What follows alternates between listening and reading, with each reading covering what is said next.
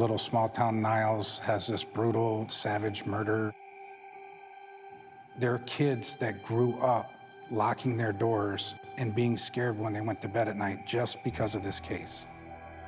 Roxanne Wood in 1987 was married to Terry Wood. Roxanne and Terry went to the bowling alley and arrived in separate cars. Roxanne left earlier than Terry. He just wanted to keep with the fun he was having, and Roxanne wanted to get home and go to bed. Terry arrives home and notices Roxanne laying in the kitchen. He notices a pool of blood on the floor. She was bleeding profusely from her neck. City police, oh my God, my wife has been murdered. My wife has been murdered. I answered the phone, and I could tell something was bad wrong. He just broke down. He just said, "Someone murdered your sister." Rock being the rock of the family, she didn't have an enemy out there who just randomly breaks in and does this to someone. She was sexually assaulted. The assailant left his DNA. But in terms of the essential evidence, based on what was there, this went cold fairly quickly, did it not? Based off of what they had to go on, yeah, the DNA technology wasn't there to follow up and go through on, and there was absolutely not a lot more to go off. How frustrating was it that no one had been arrested? Oh, beyond frustrating. I was starting to lose hope.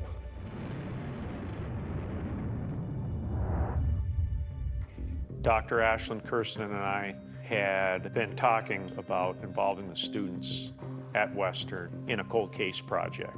When we first got the file, it was just an amazing amount of data. It just looked overwhelming. Some of the documents are older than I am. Then we would have to sort through if it was relevant information or not. Hours upon hours to scan all this stuff.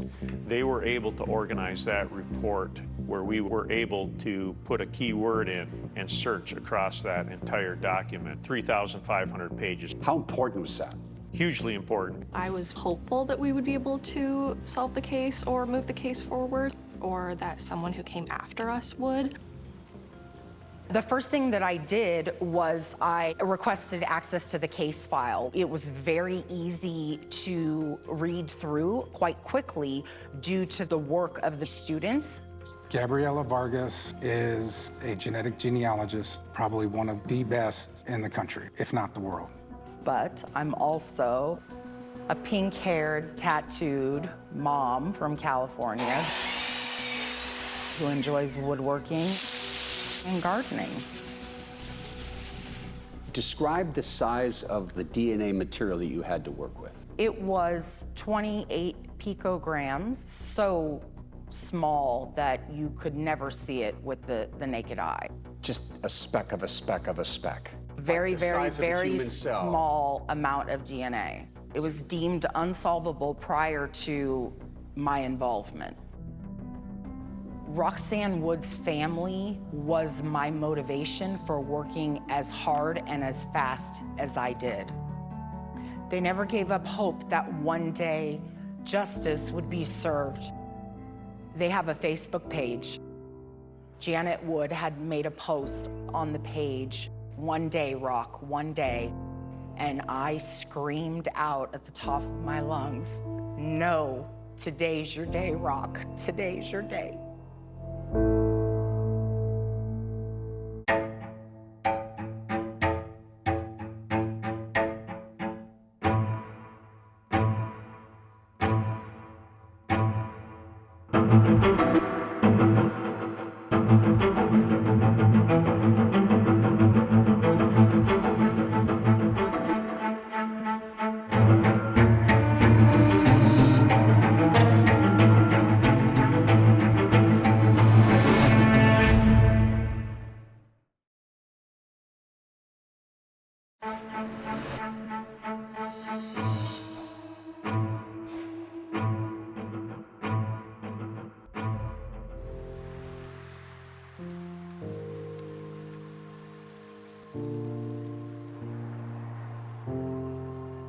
Brad Woods remembers February 20th, 1987, like it was yesterday.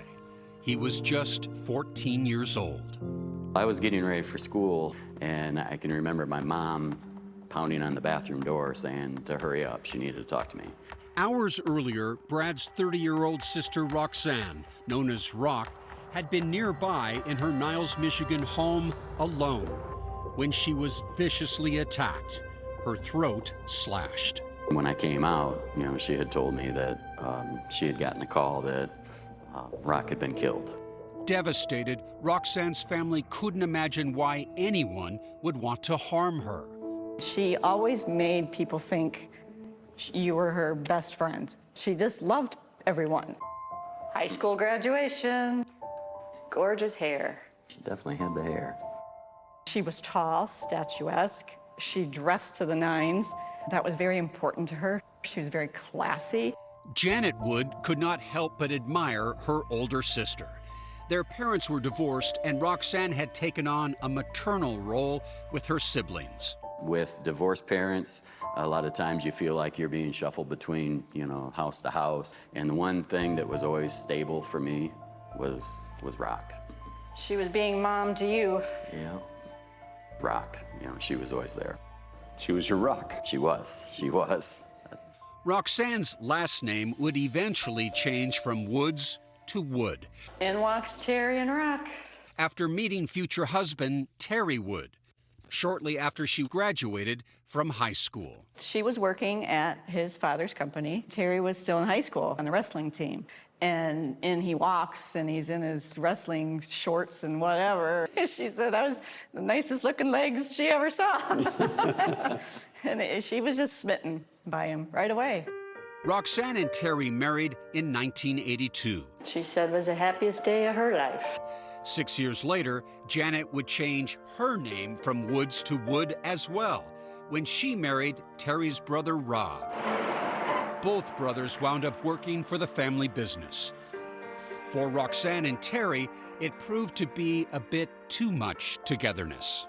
They got dressed in the morning together, and they rode to work together, and they came home for lunch together, and then they went back to work together. Roxanne's solution? Taking a job in nearby South Bend, Indiana. A little time apart seemed to help the marriage. Very, very content, happy, looking forward to starting a family. February 19th, 1987 started out as a typical Thursday evening for the couple. They met for dinner at a restaurant in downtown Niles after work, and then went to a local bowling alley, arriving in separate cars. From the report, you could tell when Roxanne entered that bowling alley, all eyes were on her. Michigan State Police Detective Sergeant John Moore. There wasn't a whole lot of ladies there because this was the men's bowling league, so she drew some attention. As midnight approached, Roxanne was ready to call it a night, but Terry wanted to stay. There's witnesses where Terry and she said goodnight to each other. Hug, kissed, love you, drive safe. After Roxanne headed home, Terry stayed behind and bowled another game. He then headed home and arrived here about 45 minutes after his wife. Terry entered the house through the garage, and once inside, he came upon a horrific sight. She was laying on the floor. She had her nightgown on. He said there was a lot of blood. According to Detective First Lieutenant Chuck Christensen, Terry said he rushed over to Roxanne. He got behind her, according to him, and picked her head up and held her head in his hands. To see if she was alive? To see if she was alive, yes. Finding no signs of life, Terry grabbed the phone and called the local police station. She is dead. She has been cut. Terry noticed that her panties were down around her knee/ankle area. Her nightgown was pulled up. Now listen to me, okay? At times, Terry seemed to get belligerent with the person trying to help him. I'm gonna get some information from you. I want to get a car started, okay? The car started. No, they are started. No. The dispatcher kept Terry on the phone. Don't scream into the phone because the phone distorts and I can't understand you that well, okay? You got a recording. No, I'm trying to get some information from you, okay? Yeah, right. Terry's aggressive demeanor on the phone quickly became a red flag, according to investigators. Is that suspicious behavior to you? It's a bit suspicious. Typically, they're in shock, distraught, but not normally do you hear that anger component in there to the level that it is in this one. Detective Sergeant Jason Bailey says a seed of suspicion grew even more once police arrived at the home. He definitely had fits of rage. I know at one point he was screaming they wanted a supervisor, a sergeant there. Is he making himself a suspect by this kind of behavior? Everybody reacts differently, but based on this abnormal reaction, I believe he was making himself a suspect. First responders eventually had no choice but to subdue Terry by placing him in the back of a patrol car.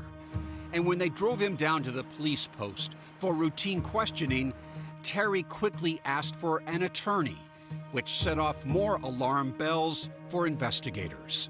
The detective at that time told him within 5 to 10 minutes, "You did this, and I will not rest until I put you away forever." An investigator said that to Terry. Terry. I believe you're the killer. I believe you're the killer, and I will not rest until you're behind bars.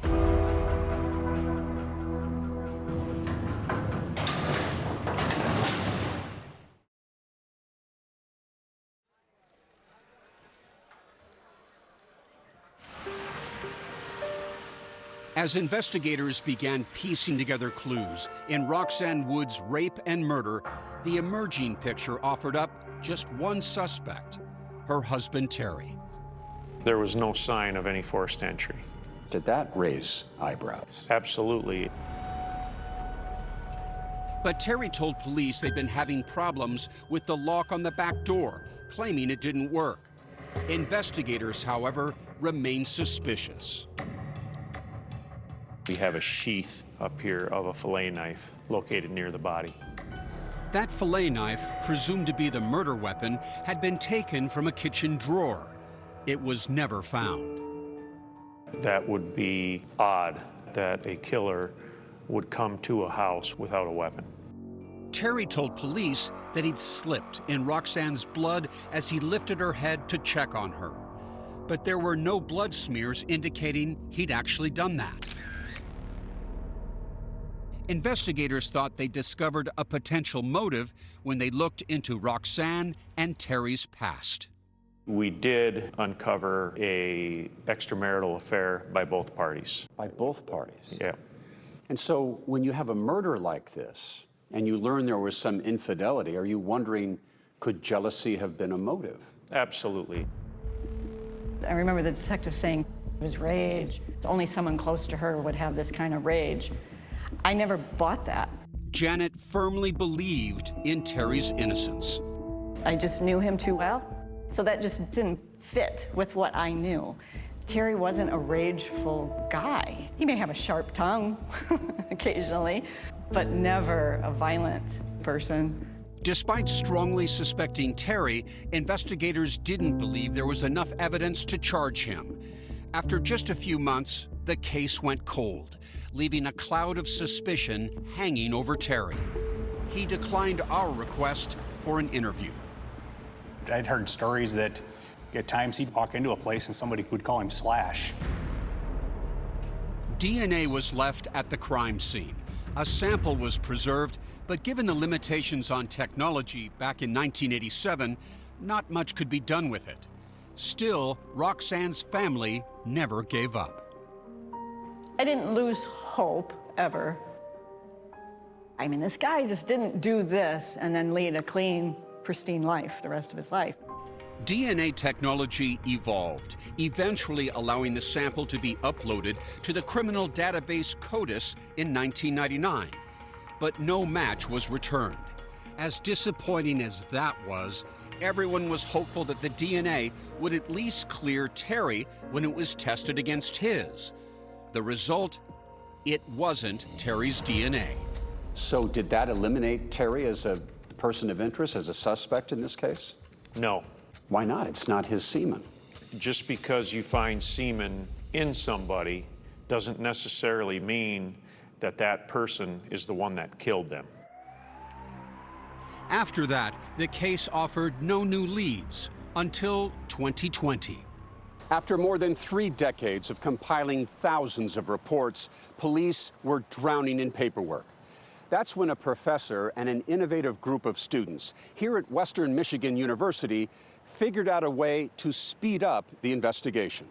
The real-world experience, I think, is priceless. See that marine? Dr. Ashlyn Kirsten teaches a criminal justice studies program. Scan a category. For years, she's been talking to Detective Christensen about how her students might help on a cold case. What a great partnership that would be if we could ever make something like that happen. So the professor and the detective came up with a plan. Dr. Kirsten's students would process around 3,500 pages of documents, accumulated since the day Roxanne was murdered, into a single digitized database. Samantha Rogers was one of several students who worked on the case. The officers are able to search by name and see if they've already been interviewed, if they needed a follow-up. They can search locations, things that they wouldn't be able to do just flipping through thousands of pages. Mackenzie Stoneman says the decades-old files were a solemn reminder of how long some victims wait for justice. It gave a sense of gravity to what we were doing, that these cases have gone unsolved for that long. Around the same time the students began crunching data, Christensen decided it was time for a Hail Mary pass. Colleen Fitzpatrick is the president and founder of Identifinders International, a company that specializes in genetic genealogy. It's been used in forensic cases to help identify unidentified remains and violent offenders for violent crimes. Christensen hired her genealogy company to examine the tiny amount of DNA left from Roxanne's case. We found out there was what I would call a gnat's eyebrow of DNA left, about 3% of what we normally use. That was the lowest amount of DNA we've ever had to work with to solve a case. Identifinders spent about 10 months working with the data the sample produced, but came up empty. It really did feel impossible. It really did. Then one day in April 2021, Colleen happened to be chatting with investigative genetic genealogist Gabriela Vargas, who worked as a consultant for Identifinders. And I said, well, why don't you let me look at it? I concluded that I did not stand with the others. I believed that this case was extremely solvable, and I believed that I could solve it. So Gabriela got to work. Incredibly, she was able to generate a genetic profile from the killer's trace DNA. It tells me where their ancestral origins come from. Are they Eastern European? Are they Mediterranean? Are they African American? And what was the race of this person? Caucasian. Gabriela then turned to an online DNA service. When consumers use DNA sites like 23andMe and Ancestry.com, they can take their results and upload them to a broader database called GEDmatch in the hope of finding more relatives. They can choose to opt into law enforcement matching. If they do that, I can see if they are a match to my suspect. Gabriela was able to use GEDmatch and the genetic profile she developed to start to build the family tree of Roxanne's killer. How far back did you go in time? One side of the tree, the ancestor was 1823. On the other side, the top ancestor was 1797. Essentially, what we're looking for amongst these matches are where they connect to each other, and it led me to a union couple. A union couple is where two sides of the family tree meet. This couple was born around 1920. Based on that, we can presume that they would have kids around 1940, maybe 1950. It would have to be one of their children. The couple she found had 3 sons. She let the detectives know. They did background checks and eliminated 2 of the 3 brothers as possibilities. They were down to the last brother. He's been involved in a lot of different things. Violent things? Violent things, sexual deviant things, you name it, he's probably been involved in it. And you connect the DNA with someone who has a history of violent behavior, and you got yourself a suspect. Absolutely. How do you feel about sharing your DNA search results with law enforcement? Join the conversation now on social media.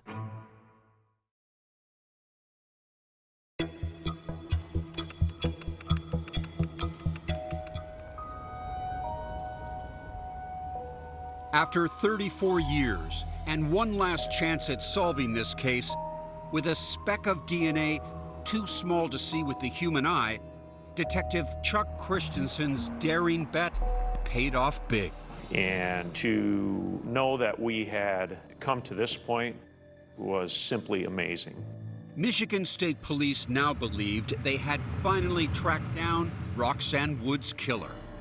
We were confident now we were going to solve this and make an arrest. You could now pinpoint who that individual was that had committed these awful crimes. And who is that person? That individual's Patrick Gillum. Patrick Gillum, a man who was living just a few miles from where he allegedly raped and murdered Roxanne Wood. And it turns out he had a troubled past. Had been a drinker. Is he into drugs? He's into drugs, just an individual that was lost in life and a bad individual based on his background. When detectives dug into Gillum's criminal history, they found a connection to another disturbing case 8 years before Roxanne's attack. My wife, Maureen, was attacked by Patrick Gillum in 1979.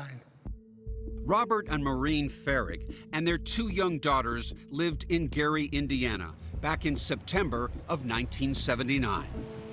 We were just kind of blossoming into adulthood with the kids, with our lifestyle, with our jobs. Robert was economic director for the city, and Maureen was an art teacher at the local middle school. What is it about Maureen that you fell in love with? Wow. I can't say one thing only. She was very attractive, which has caught my eye. She was so nice. People gravitated to her because of her warm personality. One night, while making his way home from a business trip, Robert called Maureen with a favor. I said, Maureen, I don't have my keys to the house, so could you leave the side door open? At around 11 at night, Robert turned onto his street. He'll never forget what he saw. When I pull up, I see the police cars. Robert quickly found Maureen, who calmly told him she was in bed when she was startled awake by a noise downstairs. Maureen sees this guy going through her purse. He got scared, whatever, and chased her. Maureen started going upstairs, and he grabbed her at the bottom of the stairs and got on top of her. And he tried his best to molest her. He wasn't successful. Maureen told Robert the man then took her purse and fled. Throughout the attack, Maureen had stayed quiet. She didn't want to awaken her 2 girls. That takes an incredible amount of courage. She was willing to sacrifice herself there, if need be, to protect her 1- and 3-year-old daughters. Maureen had a lot more than courage. She had strength. About a week later, Gillum was pulled over in Gary for a traffic violation. A police officer noticed credit cards on the seat next to him. They were Maureen's. Police officer called me and said, we picked the guy up. We're bringing him into the station. When he was interviewed by police, he said, all I remember is going into the house and I blacked out and woke up with my pants around my ankles. Patrick Gillum was charged with burglary and unlawful deviant conduct. He pleaded guilty and was sentenced to 14 years in Indiana State Prison. How did you go on with life from that point? We forgot about it. We changed our house, we changed our neighborhood. She never told anybody because she felt that was a private issue. Patrick Gillum served just 7 years of his 14-year sentence. About 4 months after his release, police believe Gillum assaulted Roxanne Wood. Criminals learn as they go, and I believe he learned from that first crime he did that I better not leave this witness alive because I will be in prison for a long, long time. Maureen died in 2018 from cancer, not knowing anything about the Roxanne Wood case. Now, armed with their DNA evidence, investigators were ready to move in on Patrick Gillum. At this point, we decide to get a surreptitious sample to compare to the profile that we had from Roxanne Wood from the scene. And we do this through our undercover surveillance team. I'm Ryan Cotty, and I am a trooper with the Michigan State Police. And you do some undercover work from time to time? I do. I'm assigned with the Fugitive Recovery Team for the 5th District. In May 2021, Cotty and his team surveilled Gillum in South Bend for days on end and picked up a crucial clue that would aid them in collecting his DNA. We noticed that he was a smoker. And why does that help you? Just in the simple fact that, when you're smoking, it's a great source of DNA. You have your lips directly on the butt of the cigarette, and your saliva gets in the cigarette. Hot on Gillum's tail, the team witnessed their target flick a cigarette butt outside his truck window while driving. And so, oh boy, you're rubbing your hands, you're going, this is going to be that final piece of the puzzle that you had talked about, Yes. right? Yes. But there's a twist. We sent that up to the lab right away. A couple days later, the lab director calls me and he said, it's not a match.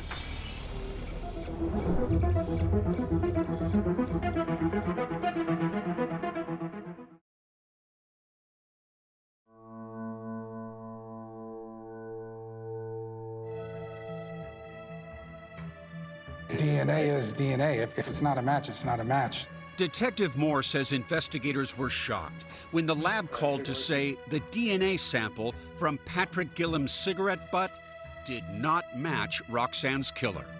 We were scratching our heads. I called the trooper that grabbed that cigarette butt, and I said, is there any way at all that you lost sight of that when it flipped out of his finger? And he said, a car drove by right then. It was possible the cigarette butt tested was not Gillum's. The only thing logically that we can do is go back and get another one. So undercover trooper Ryan Cotty headed back to work, once again tailing Gillum. He pulled into this laundromat, which we saw as a window of opportunity that he would most likely be coming out to take a smoke break. This time, Cotty was determined not to lose sight of Gillum's discarded cigarette butt for even a moment. And instead of tailing him in a car, Cotty followed Gillum on foot. I'm not a smoker, and there was a gas station right over on the corner that I saw, and I was like, well, I need to go over and get a pack of cigarettes and sit on the curb next to the laundromat. He came and took a seat probably about 6 to 8 feet away from me, and we had a smoke together. So how did you strike up a conversation with him? I just tried to say hi to him, made some small conversation. He liked the Red Wings. It wasn't long before Gillum finished his cigarette and went back inside.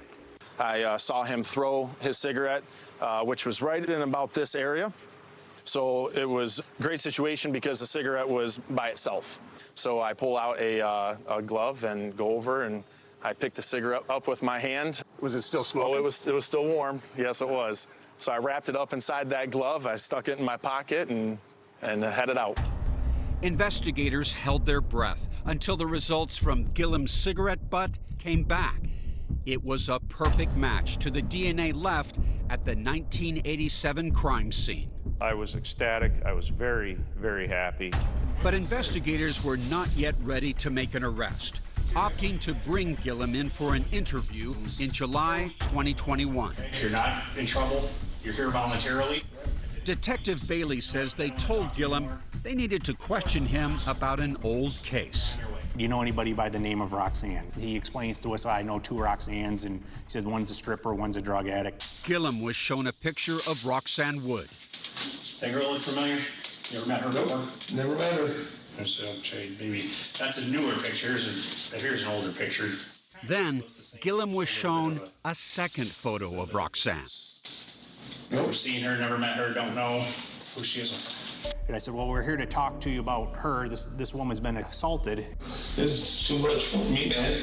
You can see his body just tense up and almost to the point of hyperventilation. Hands started shaking, threw his hands, back in the air. I've never had a reaction out of somebody like that in 23 years of doing this. Does he continue talking? I gotta talk to my lawyer. At that time, he requested to speak to his attorney. I gotta talk to my lawyer, man.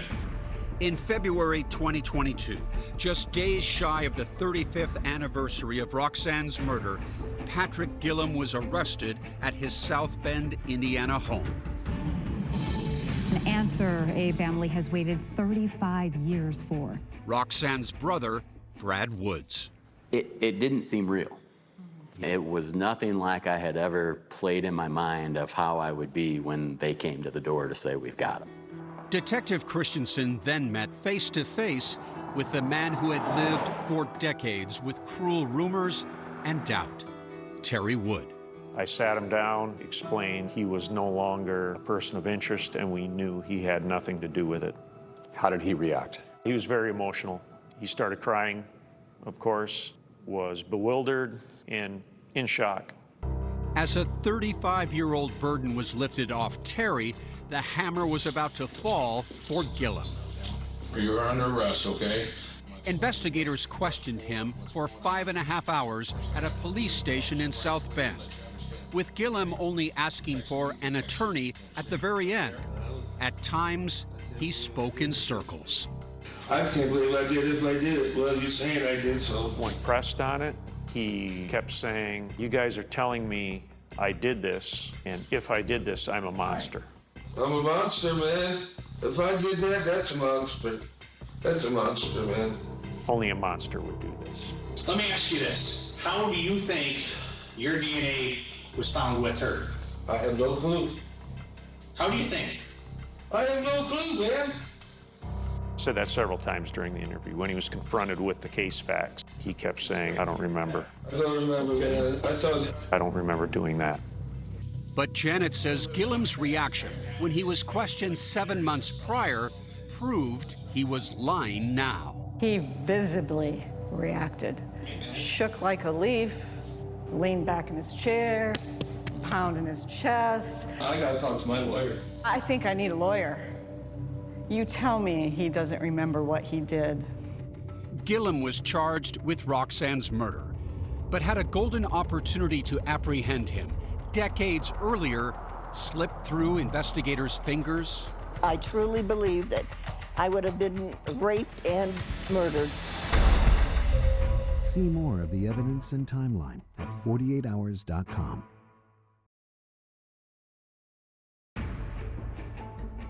In the summer of 1987, just months after Roxanne Wood was murdered in her home, her alleged killer crossed paths with yet another woman.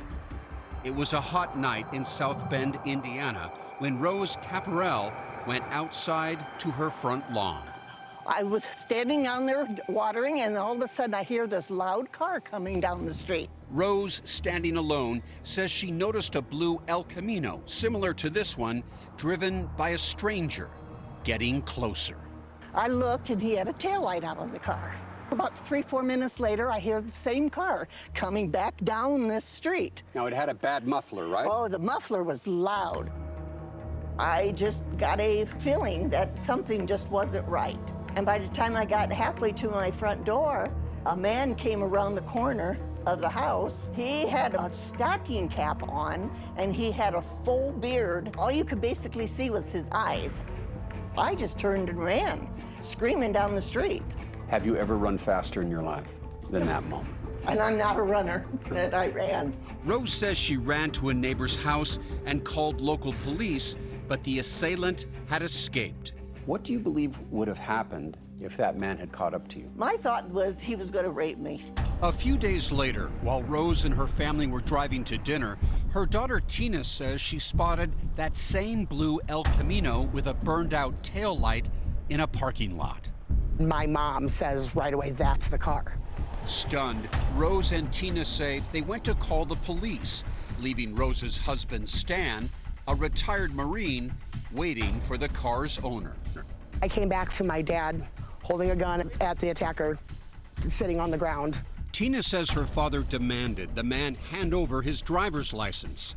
They say the name on that license, Patrick Gillum. We had never heard the name before. Rose says the police never arrived, so Stan lowered his gun and let Gillum leave. She says she later reported the incident at the South Bend police station. We didn't pursue it because we figured, they would be doing something with it. No arrest was ever made. Decades later, when Rose saw the report of Gillum being arrested for Roxanne Wood's murder, she and Tina decided to tell their story to the Michigan police. Imagine if the police had come, they might have solved Roxanne Wood's case just a few months after it had occurred. Possible, yes. An opportunity lost. Yeah, it could have went that way. But in April 2022, Gillum's day of reckoning finally came. When he walked in, I openly said, piece of I didn't realize I was saying it as loudly as I did. In a Michigan courtroom, he faced some of the people whose lives he had viciously altered. And he made eye contact with me. He sat down and he looked up and he stared right in my face. Even though Gillum had insisted to investigators that he didn't remember murdering Roxanne, he later pleaded no contest to second-degree murder. And now everyone waited for his sentence to be handed down. It was almost like being face to face with the devil. I remember being shaky and nervous and I just couldn't believe I'm sitting this close to the person that did this. Brad and Janet finally got the chance to address the man who killed their sister all those years ago. Patrick Gillum is a very definition of a nightmare. Women fear our whole lives. Gillum appeared confused, as though he'd seen a ghost when looking at Janet. He wore headphones in order to hear. Janet does look a lot like Rock. He was probably in shock seeing her sitting there. His actions gave all of us a life sentence, while he got to live most of his as a free man. And we are here today to see him finally pay something for what he's done, which is likely the rest of his life in a cage, like the vile animal that he is. It seems people like him tend to find Jesus in prison. Don't bother looking, because the devil will be the only one greeting you.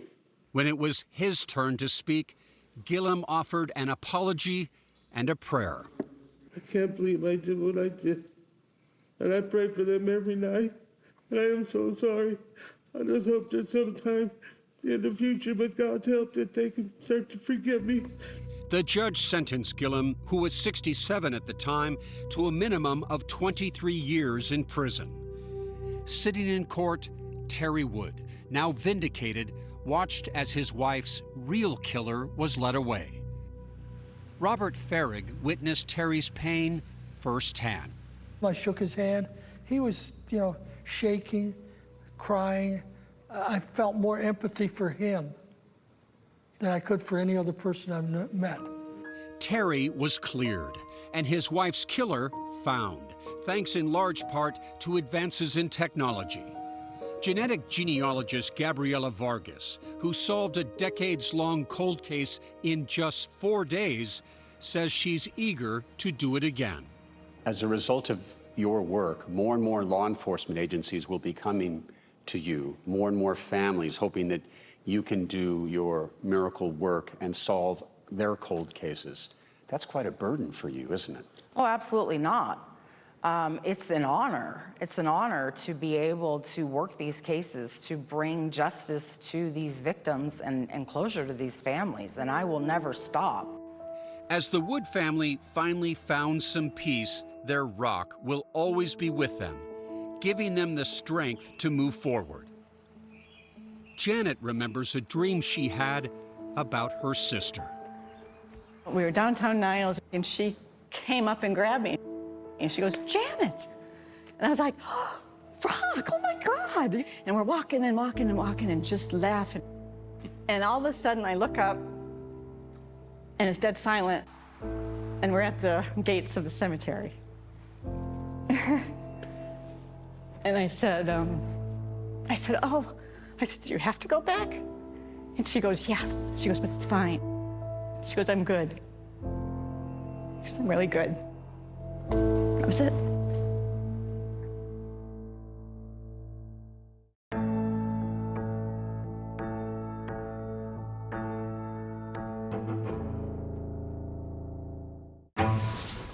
Her home became a crime scene. I knew my mom was in distress. Her mother's fiance dead.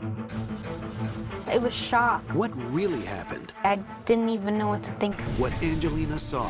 48 Hours, Saturday on CBS and streaming on Paramount Plus.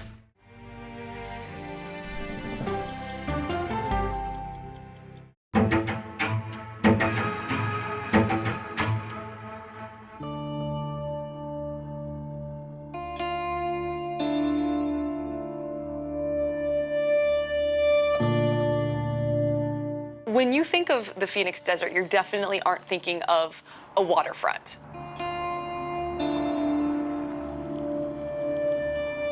The canal system goes right through the center of Phoenix. The more people that were moving to the area, the more that the trails along there were being used for walking, running, biking. There are not many crimes that are like this one.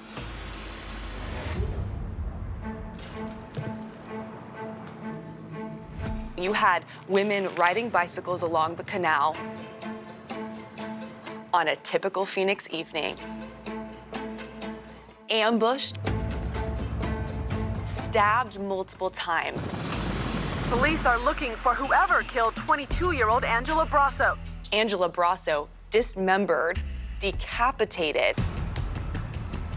Police are looking at this scene and thinking, what on earth happened and who did this?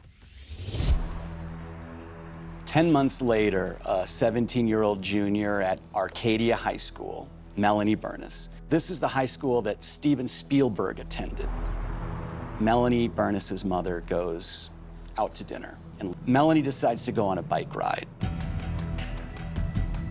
And the following morning, a woman is riding her bike. Right here, there was just a big puddle. It looked different as I rode through it, and all of a sudden I'm like, that is blood.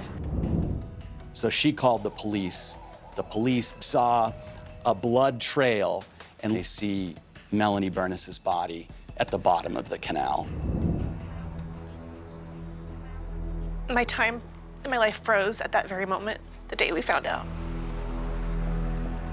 I made a promise to myself. I just never stopped talking about her. These murders became widely known as the Phoenix Canal murders. My name is Clark Schwarzkopf, and I was assigned to the cold case unit investigating the canal murders. I think there was over 600 persons of interest. I said, okay, give me the list.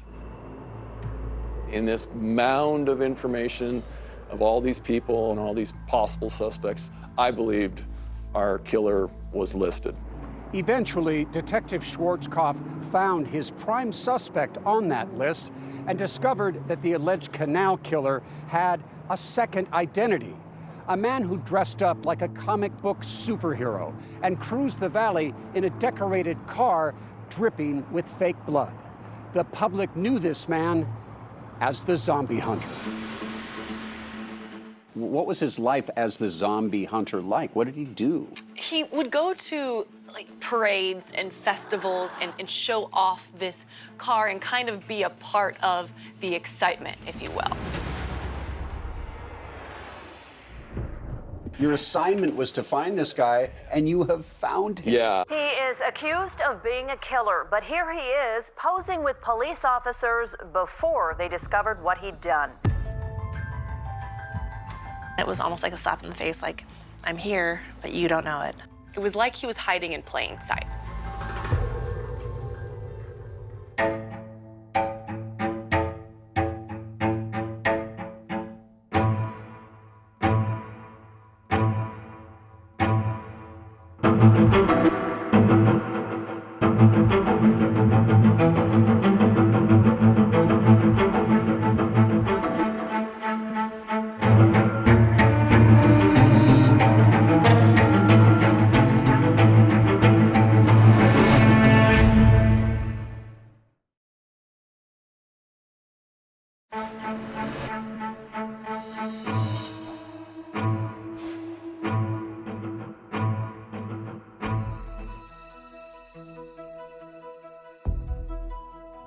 It's one of those cases that you just don't forget.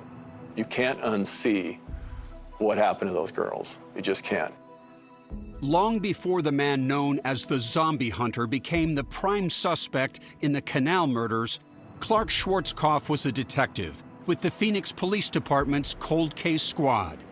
His mission was simple but pointed: find the killer responsible for those vicious murders of 2 young women from the early 1990s.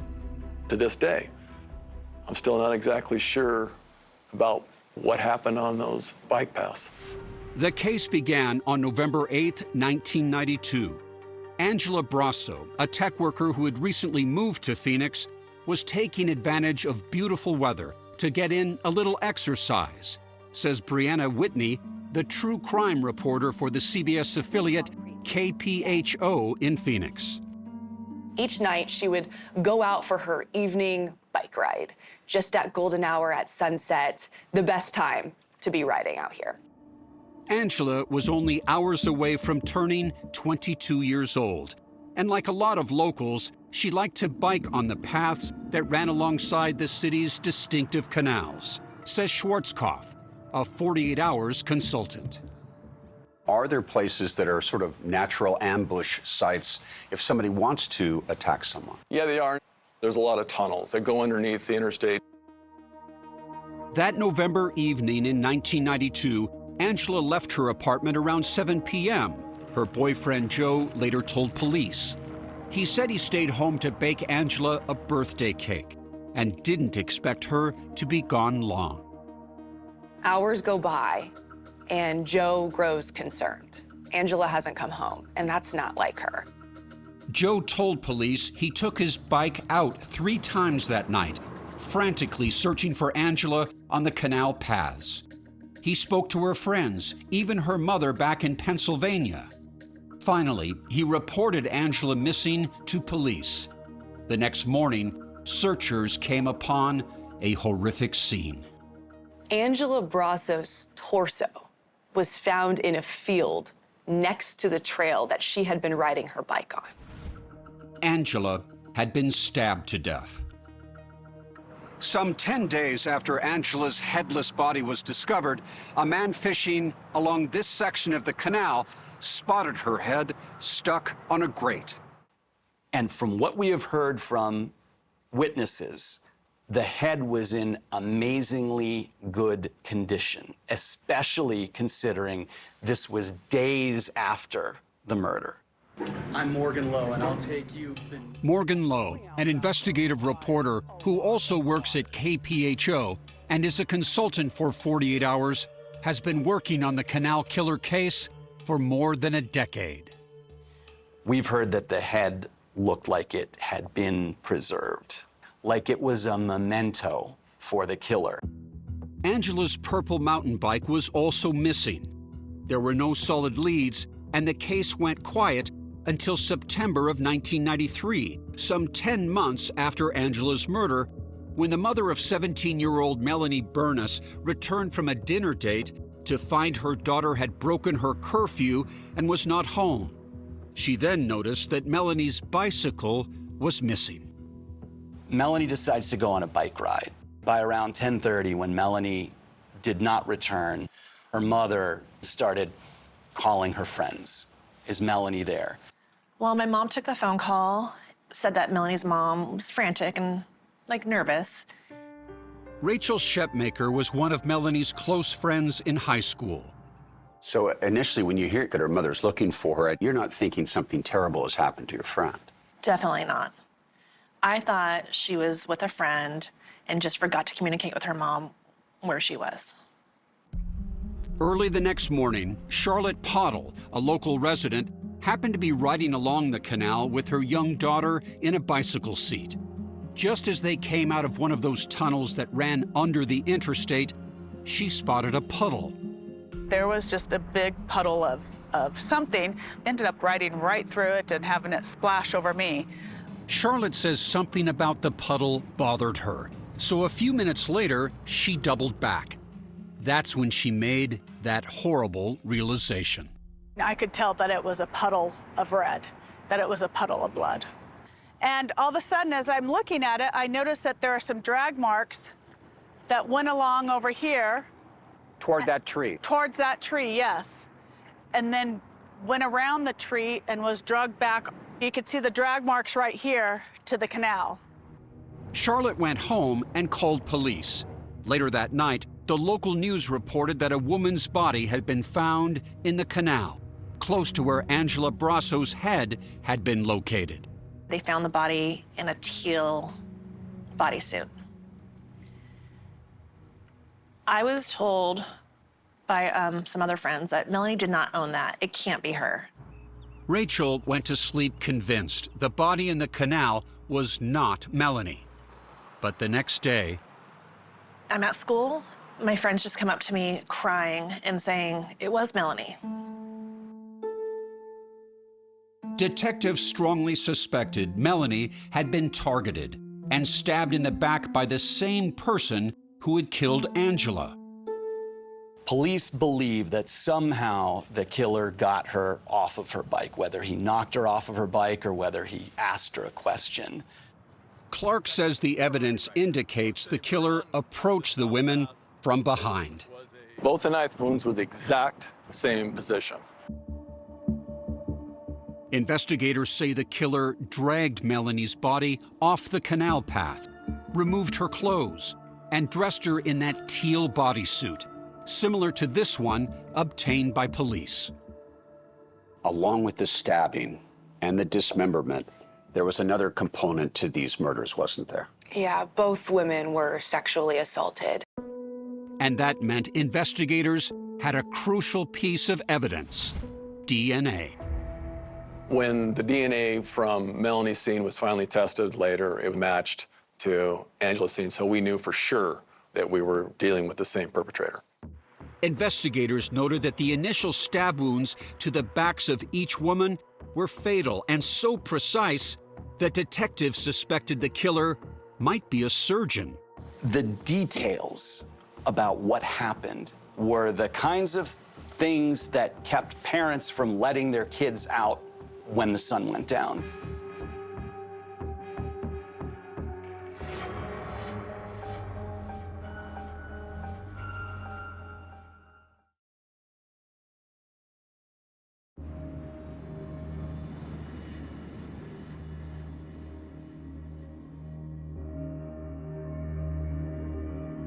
The murders of Angela Brasso and Melanie Burness in the early 1990s created fear in Phoenix that lasted for a generation. You know there's some guy out there and you don't know where he is. They watched the news and read the newspaper every day, hoping that police would make an arrest. And it just kept going on, and nothing, and nothing, and nothing. Investigators had collected matching male DNA from both the victims. But more than 2 decades passed, and the canal murder cases went cold. Then, science finally caught up with the calendar. It's in 2014.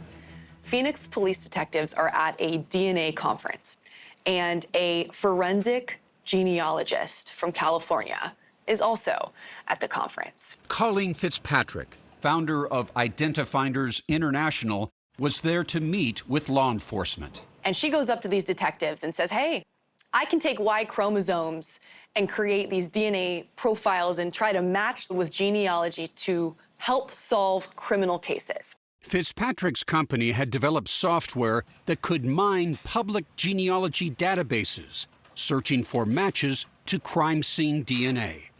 The detectives heard her out. And then several weeks later, they sent me the Y DNA profile from the crime scene for the Phoenix Canal murders. Fitzpatrick's company started crunching the data, hoping to provide Phoenix detectives with a name. We entered the numbers from the forensic profile into our software, and that's where I came up with 6 matches to the name Miller. While the genetic genealogy search produced the name Miller, it is also one of the most common last names. Detective Schwarzkopf started digging.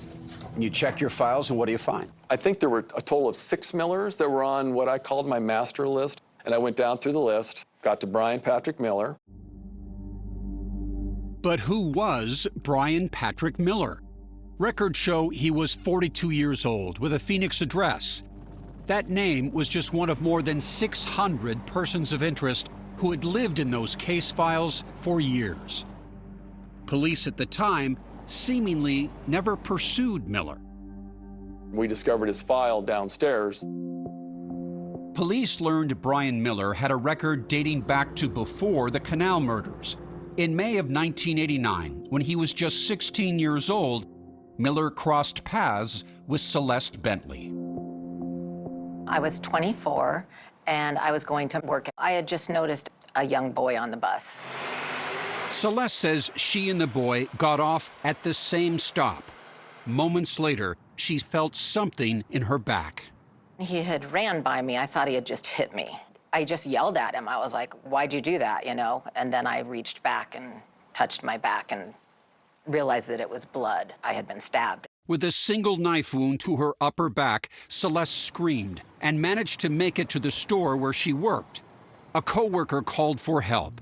About 30 minutes later, when Celeste was in the back of an ambulance, the police came and said they found him, and they wanted to bring him to the ambulance to show him to me. Celeste identified her assailant. Brian Miller was charged with aggravated assault. They said that if he had held the blade the other way, he would have gone straight through my ribs and I could have died. Miller pleaded guilty and was sentenced to juvenile detention until he turned 18. It was a far cry from where Miller's life had begun. He was living in Hawaii for a while as a kid with his mom and his dad, but his dad died early on in a motorcycle accident. Years later, Miller and his mother Ellen moved to Phoenix. So for most of his life and early years, it was Brian Miller and his mom. While Miller was in juvie, his mother made a disturbing discovery. Brian Miller's mom was looking through his stuff and she found a note that he wrote. The pages detailed a sinister plan: kidnap the girl, tie her up in the truck, and cut her clothes off. This note spelled out how he wanted to find, abduct, rape, murder, and dismember a young woman. And Brian's mom was so disturbed by this piece of paper that she took it to Phoenix police. It was Miller's 18th birthday, and he had just been released as an adult. She flat out told the police at the time that she was really scared for her safety and that she was not going to allow him to come home. So after his release, Miller ended up at this Phoenix halfway house.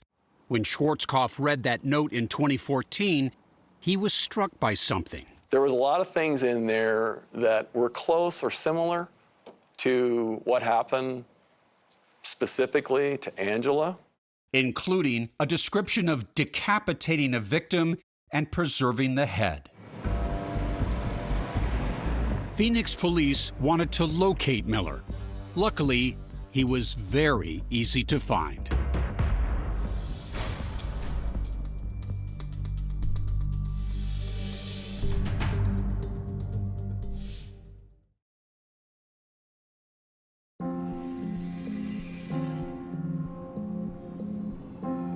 In December 2014, Phoenix police continued digging into potential suspect Brian Miller, who they discovered was actually a local celebrity.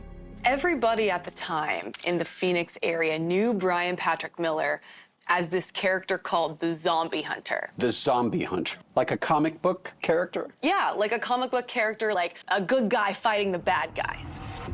Miller's alter ego was a costume figure who participated in parades and festivals around town. Thousands of zombies taking over the streets of downtown Phoenix. He wore this long trench coat with these goggles and helmet and had this large Gatling gun. And if you're going to hunt zombies, you need a way to get around. He bought an old police car and tricked it out, wrote the Zombie Hunter on it. And it had a full-size zombie mannequin in the back and blood on the side. Friend Eric Braverman says Miller's Zombie Hunter persona attracted a big fan base, including law enforcement officers who lined up to pose with him. Collected pictures of himself with the cops like trophies. They're all smiling big with him, leaning on the car. Eric says Miller's superhero character was the opposite of what Brian was like when he wasn't in costume. He seemed like a harmless marshmallow that was immersed in this goofy lifestyle. He's just that unassuming guy. But could Miller be the Canal Killer? The only way to find out was to get his DNA. Investigators began to surveil Miller, who worked at an Amazon warehouse. Every day when he got there, Miller parked the zombie mobile in the same spot. He would come out for his 15-minute break, blast his music really loud. Lunchtime, came out to the car, same thing, blast this god-awful music. Schwarzkopf came up with an elaborate plan to get his DNA. I went up and introduced myself to Miller. He was in his car. What did you introduce yourself I introduced myself as a security consultant. Schwarzkopf told Miller that thieves had been stealing goods from a warehouse across the way. I said, would you be interested in working for me as a security officer, watching the building while you're outside? Did his eyes light up? Yeah, because it was a good paying job. I said, look, I'll pay you $20 an hour. On January 2nd, 2015, Schwarzkopf met Miller at this Chili's restaurant to fill out a job application. The cold case unit was behind the scenes, ready to bag anything that had Miller's DNA on it, such as utensils or a glass. They set a table for me and Mr. Miller away from everybody else in a part of the restaurant where nobody else is at. Miller arrived with a surprise guest, his 15-year-old daughter, Sarah. Miller was a divorced single dad. He was very gentle and caring about his daughter. He often brought his daughter where he would be going. The trio sat down and ordered hamburgers. When the food arrived, he swallows his hamburger in like 5 bites, won't take a drink of his water, and I'm sitting there going, are you sure you want something else to drink? Because you just got water? No, I'm good. Schwarzkopf started to worry this operation would be a bust. What does he finally do that makes this mission accomplished? We finally took a drink from the water glass. That's when I knew that, okay, now we've at least got his DNA. Despite knowing about Miller's juvenile record, as their meal ended, the veteran detective's gut told him Miller was not their man. Seeing him with his daughter, I just don't see this guy as being the monster in 1992 and 93 that would do this to these women.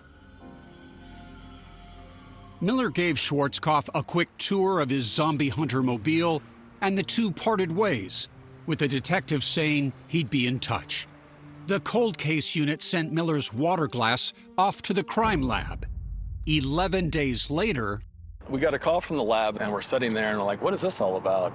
And in this meeting, these Phoenix detectives say, as a joke, they must have solved the Canal murders. But Detective Schwarzkopf says it was no joke when the head of the lab arrived. She leans down to me, she goes, it's him. I go, what? She goes, Brian Miller, it's him. Well, the blood rushed from my head. I kind of sat back and I went, you've got to be kidding. Brian Miller's DNA from that water glass matched the DNA recovered from Angela Brasso and Melanie Burness more than 20 years before. Miller was arrested within hours. During a police interview shortly after, Miller was told why he'd been taken into custody in connection with the Canal murders. We have DNA that links you to those two ladies. See how that's possible. He just kind of went through it in his dopey, kind of, I don't know what you're kind of talking about. It would help you get it off your chest if you did something like that. I didn't kill anyone. You didn't kill anybody? No. Investigators got a search warrant for Miller's house, the home he shared with his teenage daughter, and just about everything he'd ever collected in his life. I can remember like it was yesterday, walking up to the front door and everybody going, you can't get in that way. It's full of crap. Brian Miller's house was like it came from the show Hoarders. There was a little path where you could get to a bathroom and the kitchen and where the TV was, and that's it. Everything else is just stacked to the roof with garbage. Did you look around and go, this is madness? Not only madness, I go, this is a nightmare. Schwarzkopf and his investigators would have to sift through all of it, looking for other possible evidence. Detective Schwarzkopf also focused on a news source, someone Miller himself had ominously singled out in his interview. It's the one person on the face of the earth I could probably honestly say I hate. Miller's ex-wife, Amy, who would end up revealing gruesome details from Miller's violent past. He had told her about the murder of a young girl who'd come to his door accidentally.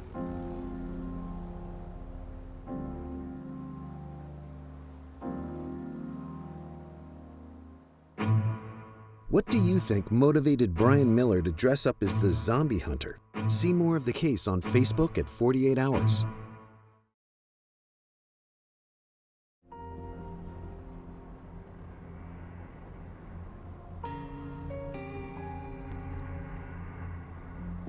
In January 2015, more than 21 years after the Canal murders, Brian Miller was charged with first-degree murder in both Angela Brasso and Melanie Burness's deaths.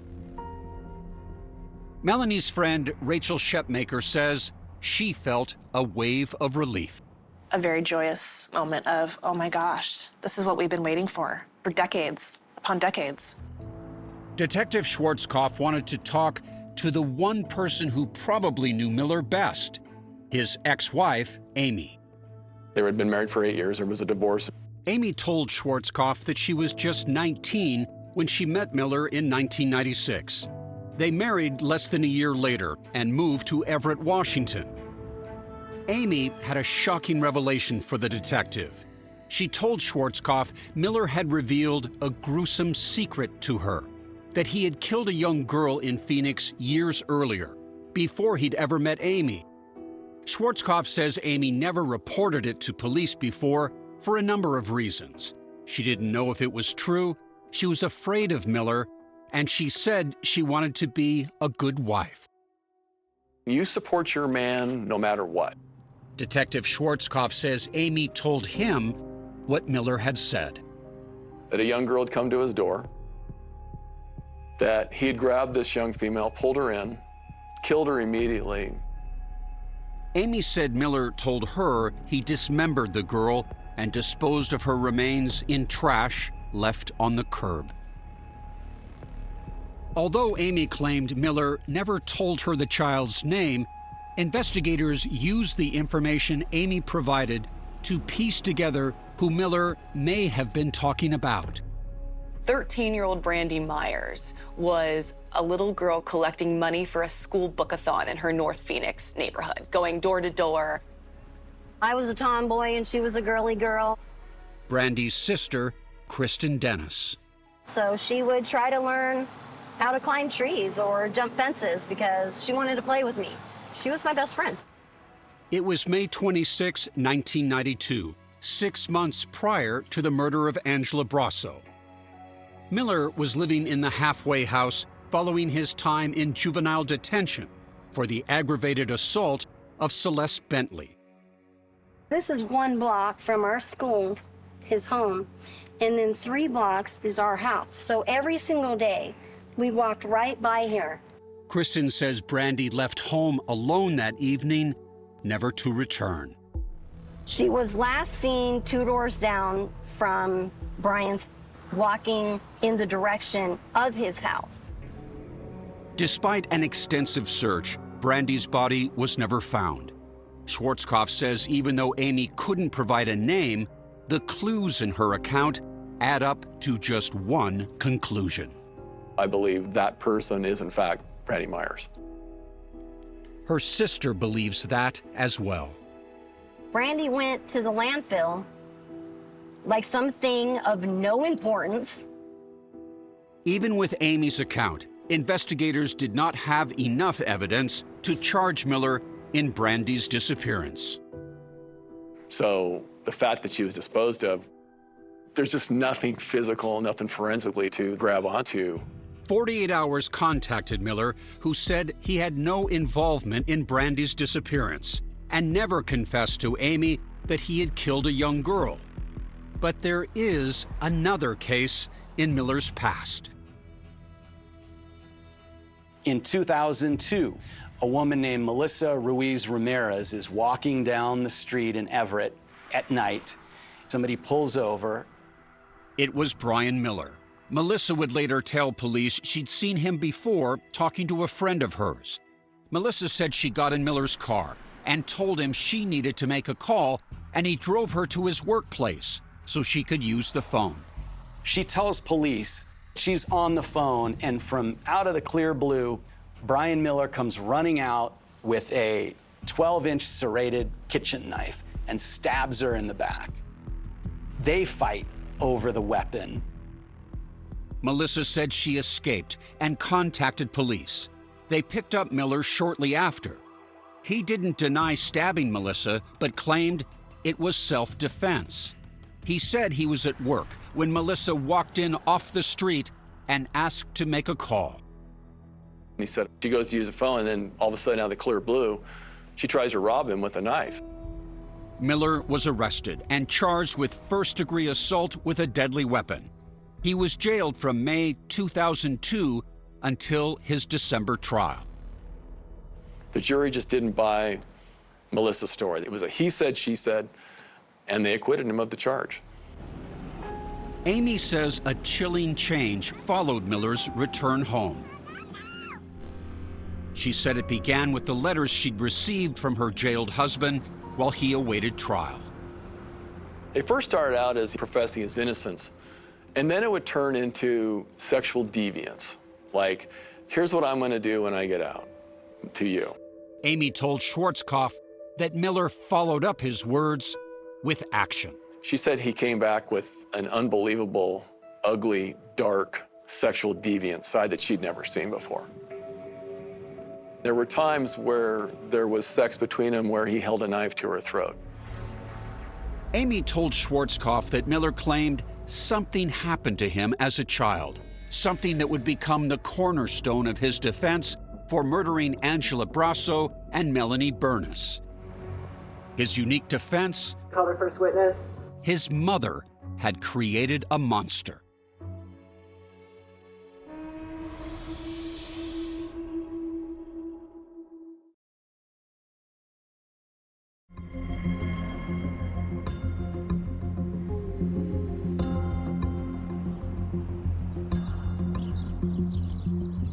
At the start of Brian Miller's trial for the murders of Angela Brasso and Melanie Burness in October 2022, his attorneys opened with a startling defense. They admitted their client was the Canal Killer.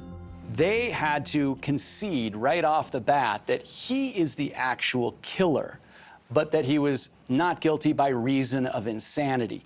His defense attorneys say Miller was tortured by his mother, Ellen, as a child, and that led to his violent sexual behavior. She died in 2010. If you imagine the making of a monster, this is kind of the household that story begins in. Miller told investigators after his arrest that the beatings began when he was just 5 years old. She was a detention officer. Discipline in their house was mental as well as physical. She used her security belt, so it was like a law enforcement belt, and usually I got hit by the buckles. The defense opted for a bench trial, which meant there would be no jury. His lawyers told Judge Suzanne Cohen that Miller's mother also exposed her young son to violent sexual content. He was exposed to her interests in pornography and extremely violent films. Miller's lawyers said his mother's abuse caused Miller to develop severe mental health problems. He feels like there are different TVs playing in his head. Psychologist Bethany Brand testified that Miller developed a condition known as dissociative amnesia, an inability to remember some traumatic events. Morgan Lowe summed up the defense argument. There were two Brians. There's the one you see over there at the defense table, who's a fairly normal person, who has friends, who had a job, who was a dad, who was a husband. And then there's the killer. There's Bad Brian. And Miller claimed his attorneys had no memory, none, of the two murders he was charged with. Prosecutors undermine the defense claim that Miller has no memory of the killings. They point out that he does remember details related to other stabbings. Remember, Miller admitted stabbing Celeste Bentley when he was 16 years old. And in 2002, he had also testified about the stabbing of Melissa Ruiz Ramirez in Washington. To show Miller's deviant side, prosecutors called the only person in the world Miller said he despised, his ex-wife, Amy. The judge did not allow cameras to record her face. Under questioning by prosecutor Elizabeth Reamer, Amy testified that later in their marriage, Miller grew increasingly violent during sex. Did you ever say anything to him about wanting it to stop because it was scary? No. Why not? I was avoiding any confrontation with him at all at that point and wanted to be as compliant as possible so that I would stay where he loved me enough not to kill me. Did he ask permission prior to using needles on you? No. Did he ask permission prior to tying you up? No. What percentage of your sex life after he got out of jail in Washington included bondage, the pins, or other things that were not the normal sex you'd been having early in your marriage? Probably at least 95%. The trial continued, and after 6 months and 36 witnesses, the judge delivered her verdict. As to count 1, first-degree murder, Angela Brasso, as follows: guilty. As to count 2, first-degree murder, victim Melanie Bernis, as follows: guilty. How did Brian Miller react to the guilty verdict? He didn't react. He didn't give any real emotion. But Angela's mother, who addressed the court remotely, was emotional. The defendant broke my heart, took all hope and light from me and my family. The hole in my heart is so big and empty. Melanie's older sister Jill also spoke remotely about how painful it was that Melanie's life ended violently at the age of 17. For 30 years now, we've had to live without Melanie because the defendant murdered her. Words cannot even begin to describe the level of excruciating pain we experienced with the news of her horrific death. Miller, who didn't take the stand during his trial, was allowed to give a statement before he was sentenced. I'm not looking for sympathy today. This time is for the family and the friends of the victims. I cannot imagine what pain they have endured for all these years. I know I am different. I thought it had to do with what my mother did to me. Defense counsel R.J. Parker urged Judge Cohen to show mercy before she delivered her judgment on Miller's sentence, life in prison or death. You do not have to kill Brian in order to see justice done. Judge Cohen agreed with the centerpiece of the defense case. The defendant's abuse as a child was proven. But 8 months after the trial began, Miller's abuse at the hands of his mother did not dissuade Judge Cohen from handing down the ultimate sentence. There is no question that what the defendant did deserves the death penalty. Mr. Miller, anything you wish to say to the court? I guess thanks for listening to everything that was said and giving us at least the opportunity to try and convince you otherwise. Justice was carried out in this case. Detective Schwarzkopf hopes family and friends of Angela and Melanie might finally find some peace.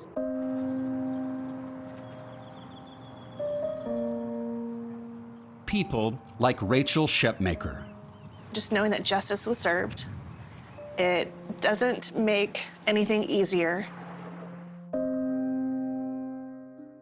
How do you want your good friend be remembered? Just that she's the all-American good kid. I want her family to know that we haven't forgotten her. She's changed us all for the better. She was a gift.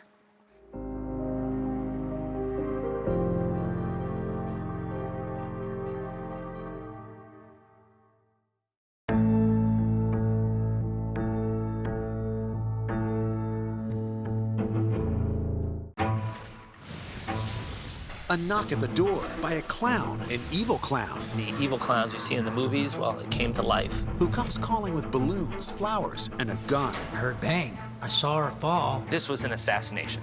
Who isn't afraid of a killer clown? 48 Hours, Saturday on CBS and streaming on Paramount Plus.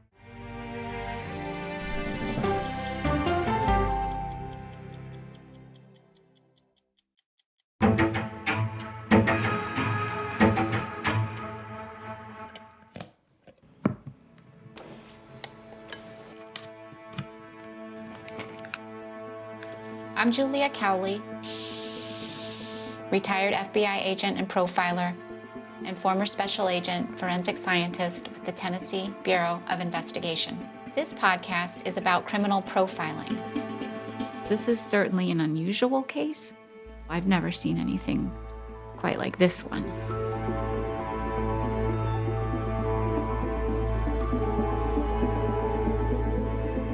Many serial killers, it's the killing part that they enjoy. And once they've killed the person, they're done. Not Mark Twitchell. Action. Mark Twitchell was an aspiring filmmaker. I interviewed him for my book, and we corresponded for a number of years. He wrote me probably 30 or 35 different letters, up to about 350 pages of letters. In one letter, Mark Twitchell wrote back to me, and this is what he said. The fact is, society in general has a deep and profound fascination with the dark side of human nature.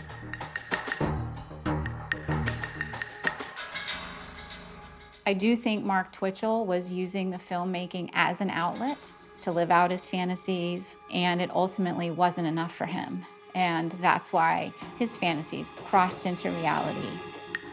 I think Mark Twitchell believes that he is very smart, very methodical, very logical, very level-headed, much like the character of Dexter Morgan. And so I think he got ideas from the show. I think he was drawn to the character because that's what he wanted to be.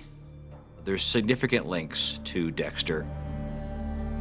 He had a kill room set up with plastic sheeting. He had a table set up for his victims. He had this kind of processing kit that was very similar to what Dexter uses. Never once did it cross his mind he'd ever be caught. They aren't going to catch me. I'm too smart. Nothing's going to lead them to me. Our job is to put together the pieces of the puzzle, and in this case, we had a written document. There was this document titled SK Confessions, found in a deleted form on Mark Twitchell's laptop, and it appeared to read like a diary. This is the story of my progression into becoming a serial killer, and it documented luring people off the internet. His first victim was a man named Gilles Tetreault. I saw this lady. She had blonde hair. She was about 5'6". She was very attractive looking. And what was her name? Her name was Sheena. Sheena. Yeah.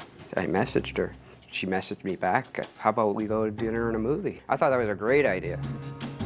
She wouldn't give me the house number, but she just sent me really, really good directions on how to get there. He thought, right, what's the worst that could happen?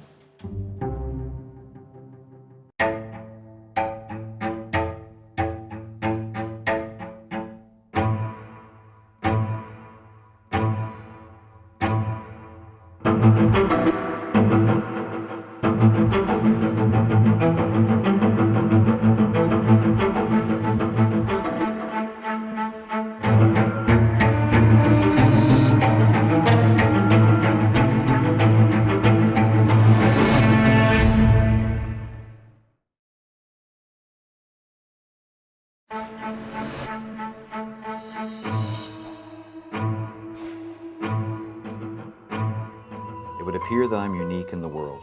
There is no key, no root cause. There's no school. I really were capable of premeditated murder. Normal, healthy, well-adjusted, 30-year-old men. I once heard the legend of another worthy victim, wonderful young children, and great futures. I dealt with his remains in a disrespectful manner that traumatized me forever. Into psychopathic serial killers. My compassion, I quickly grew to resent and hate this man.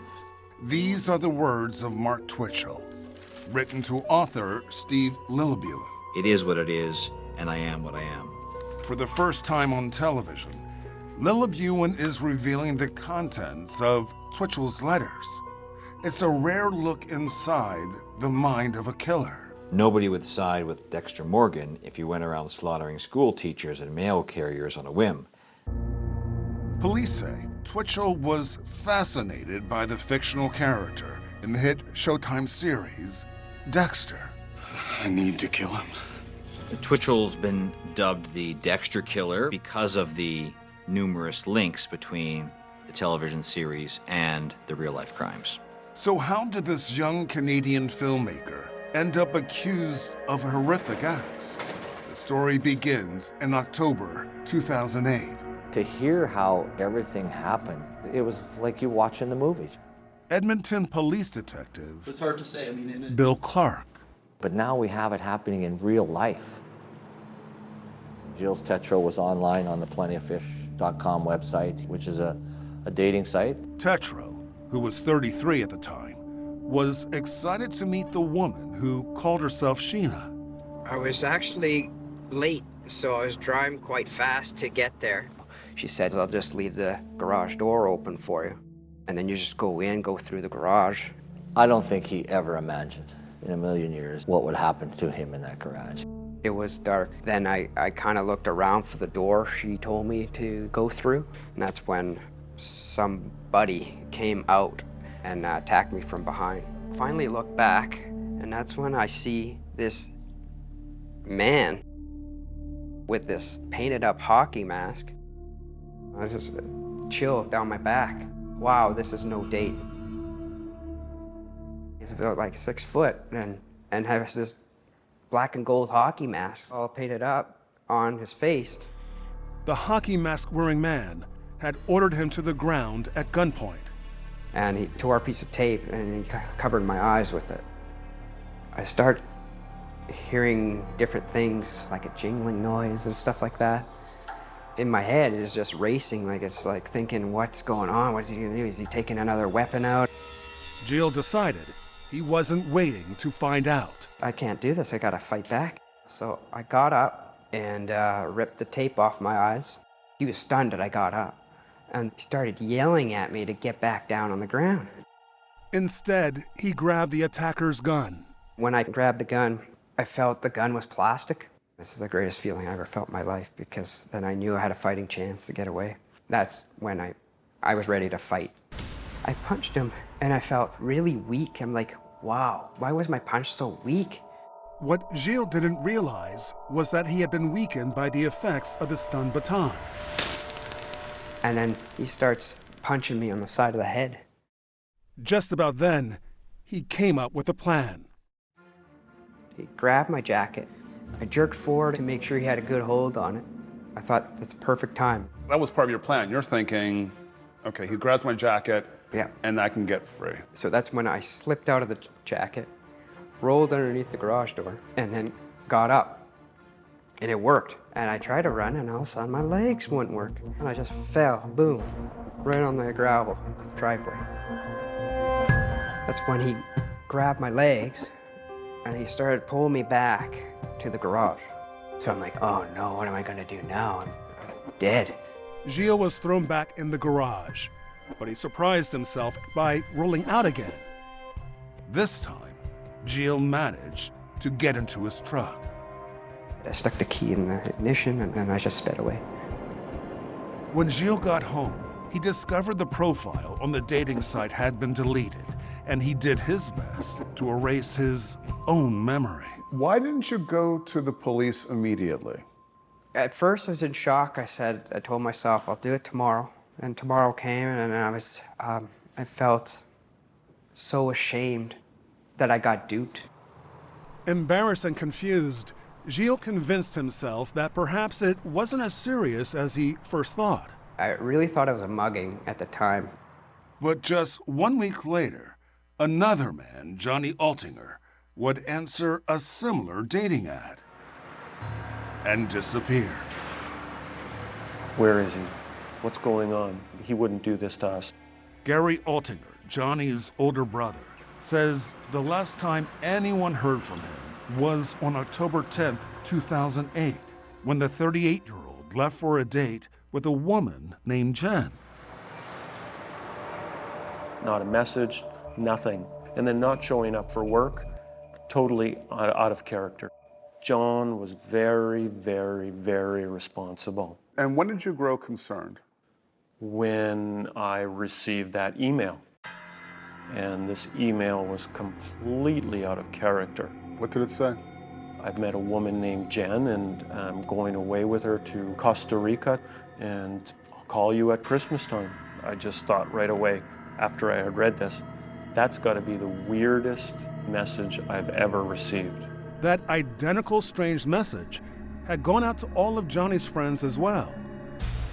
Desperate for some answers, Johnny's friends broke into his apartment. They found his passport, and they found dirty dishes, and they found everything just like as if he were going to return an hour or two later. And with that information, then they went to the police and they said, hey, listen, you've got to do something. You know, his red Mazda was missing. He had taken his vehicle, it couldn't be found. So obviously that's what we're gonna look for first. Easier to find a car than a person. Based on the emails and they talk about Costa Rica, the officers search all the parking lots at the airport. It's not found. Everything's turning up negative. But there was one clue that would give police their first big break in the case. On the day he disappeared, Johnny Altinger had forwarded the directions of where he was going to friends. Well, John's friends were concerned. And his friend even questioned him on the email. You know, be careful. And John said, yeah, well, here's the directions, and if anything happens to me, you'll know where to look. Armed with the directions, police were led directly to that garage. They learned the garage is rented out to an individual named Mark Twitchell. Action. Twitchell, then 29 years old, a married man with a young daughter, had used the garage as a set for a recent movie project. I'm glad I got the chance to work with you all, and I hope I see you all in the industry. Mark denied knowing anything about a missing man or a red Mazda. and he had no problem with the police wanting to search the garage. They have a look around and they see some what looks like blood, and Mark Twitchell's explaining, oh no, that's my movie prop. We did a film about killing a guy in here, and I filmed it all, and I've been cleaning it up over the last couple weeks. There were some things that were, you know, raising your spidey sense in this one, going, yeah, this isn't right. Something going on here.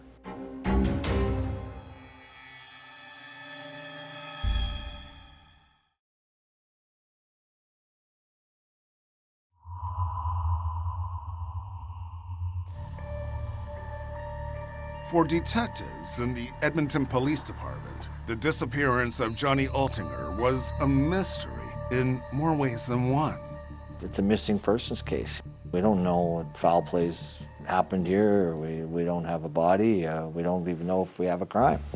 Their only lead was Mark Twitchell's film set garage. Voluntarily, the amateur filmmaker came down to the Edmonton police station to speak with detectives. Altinger. Does that name ring a bell to you or mean anything to you? No. Never heard it before? No. Mark appeared to be eager to help. He had no history of violence and was hardly a suspect. Action. In fact, he seemed guilty of nothing more than wanting to brag about his film career. I'm working on a comedy right now, which is it's actually a full-blown feature that's actually going to have a decent budget in the neighborhood of about $3.5 million.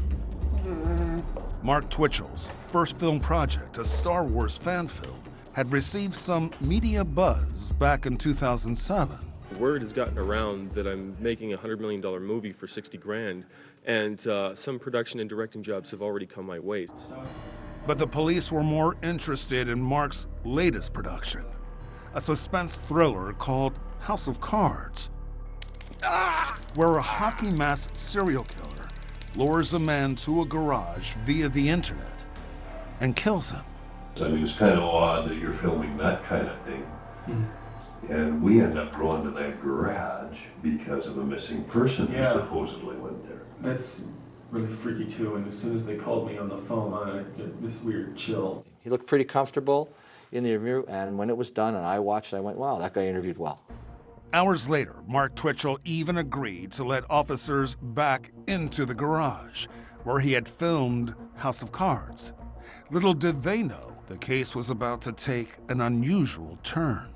Detective Murphy goes, you know, and meets him and talks to him, and there's this huge revelation about, oh yeah, I bought a red car off a guy.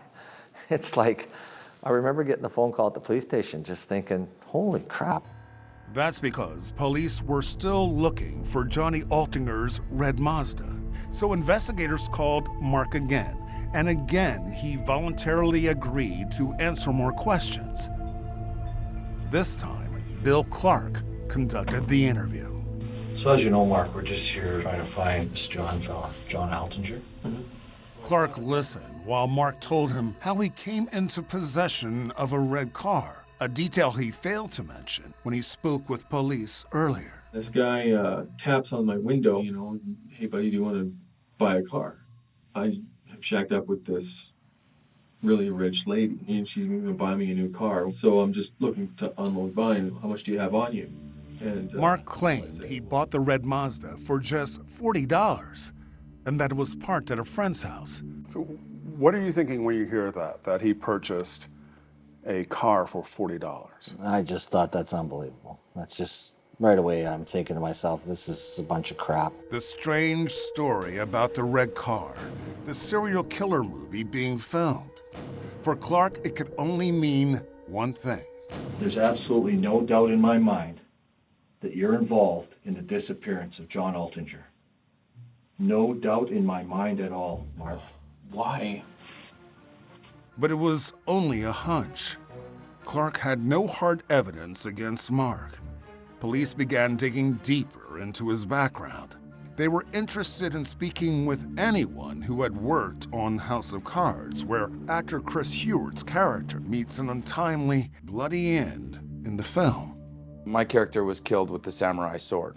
As they said, they would have a mannequin or a dummy to run the sword through, and when I got there was none. I looked at the weapons. That was my first time. When I saw that they were real, I thought, This is off. I'm thinking, why didn't I tell somebody where I am? Heward left the garage film set unharmed, but rattled, and his unease only escalated when police asked him about that allegedly fake movie blood they spotted in the garage.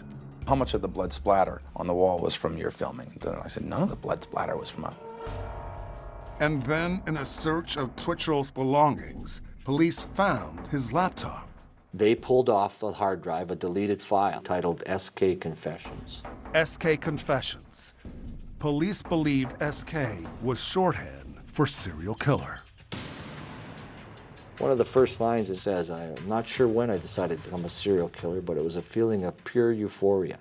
SK Confessions told the story of a man who was lured to a garage and stabbed to death, a plot strikingly similar to House of Cards. I plunged the knife deep into his neck. It was unbelievable. I just remember reading it all and just was fascinated by this document going, holy mackerel. But was the document a screenplay, or was it in fact Mark Twitchell's confession of murder?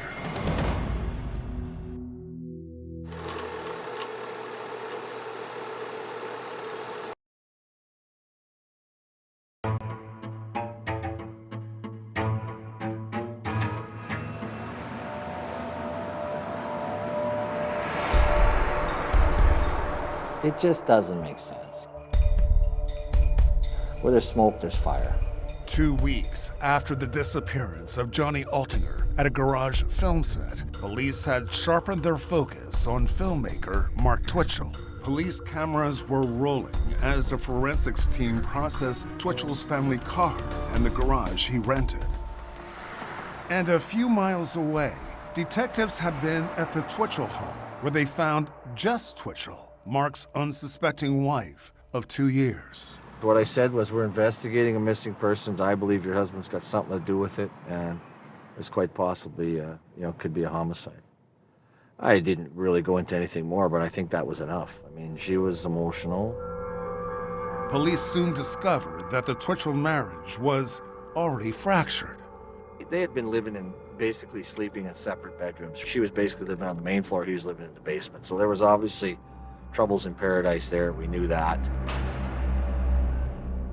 Twitchell had been having an affair with an old girlfriend and lying to his wife about having a job. We found out that he was telling his wife he was going to work every day, he had no job.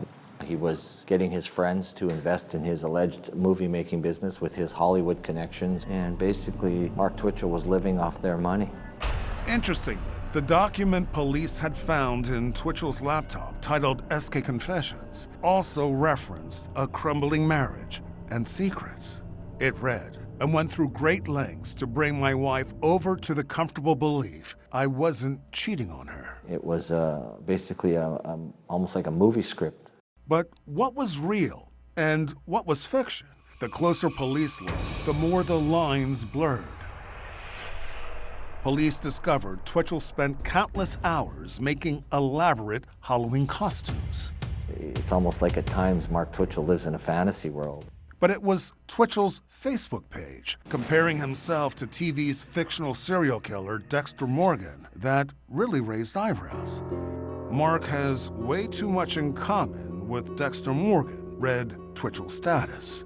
He talked a lot about how he loved the show Dexter. I need to kill him. Twitchell even posed as Dexter Morgan on Facebook. We all have a dark side, some darker than others. And you're not the only one to relate to Dexter. It sometimes scares me how much I relate. I mean, look at this profile. That profile had caught the attention of a woman named Renee from Cleveland, Ohio. I am a huge fan of the Showtime show Dexter, so I thought, oh, well, I'll be friends with him. Eventually, Twitchell revealed his true identity. He was a filmmaker. We are rolling. And he was working on a new thing called House of Cards. Camera's rolling. Renee was intrigued. After all, she was an aspiring writer, and her friendship with a movie maker could open doors. I thought it was going to be like a working relationship, a working friendship. We had a lot in common. But, you spoke to him a couple of times a day online? A couple of times a day. Was it flirtatious? Oh, yeah. Absolutely. Their email exchanges soon became dark. It was shortly before Johnny Altinger disappeared. We talked about, serial killers and, the psychology behind a serial killer. At the time, Renee was upset with her ex-husband's new wife. And I wanted her dead at the time, but I said I couldn't do it. And hypothetically, how would you get away with it? How do you get away with it? He said, you cut her up in little pieces. You put her in trash bags like Dexter. And since I was close to the lake, you rent a boat and dump her out in the middle of Lake Erie. But then she began to wonder. He said over the weekend he did something and he liked it. I crossed the line and I did something and I liked it. And what did you take that to mean? That he killed somebody. What other line is there to cross? Something inside my head just gave me red flags and said, he did it. And her suspicions kept growing with another email he sent. There's an enormous missing person, possible homicide investigation, going on centralized around a location I've been renting for film work. So of course the police have tossed my house and impounded my car. Not fun considering they won't find anything. But Twitchell had underestimated the police. He thought he was way smarter than the police. One of the biggest mistakes I think that he made was he had no idea how we do our job. And that was a huge advantage to us. Adding to their circumstantial case, Twitchell possessing Altinger's car, the SK Confessions document, and his Dexter obsession, investigators finally had hard evidence. They found Altinger's blood in Twitchell's trunk. When we got the word that the DNA matched, we briefed our tactical team, our arrest team, and we had officers ready to make the arrest. On Halloween morning, 2008, while Twitchell was putting the finishing touches on his Halloween costume at his parents' home, police were busy laying a trap. We got an undercover operator to work the internet and pretend he was an investor. He was lured out on the promise to meet this guy at this coffee shop, and when he got about 3 blocks from his house, the tactical team swooped in on him and took him down. Tough guy Mark Twitchell peed his pants. He was so scared, and it was a little taste of his own medicine, I guess. Back at the station, Detective Clark and Twitchell came face to face in the interrogation room once again. As I told you that night, I knew that you were involved in the disappearance at that time of Johnny Altinger. That's changed slightly. I now know that you killed John Altinger. 3 weeks after Altinger's disappearance, police charged Twitchell with first-degree murder. The once talkative movie director barely uttered a line. You didn't get much of a reaction, did you? No, he's, well, he knows not to say anything. Talking to his lawyers, he's not going to admit to anything. He didn't have to. SK Confessions, which police had been dissecting word by word, spoke volumes. They were now convinced it was no screenplay, but rather a diary of murder. One passage about a knife read, "I thrust it into his gut." His reaction was pure Hollywood. We do believe as investigators that the account written by Mark Twitchell in that SK Confessions is exactly what he did to John Altinger. By now, Renee had called the police. As authorities began building their case, there was one crucial part of SK Confessions they wanted to verify, about a victim who had survived. It was just a huge piece of evidence because not only would it verify what was written in SK Confessions, it would also have a living witness. So it was paramount that we find this person.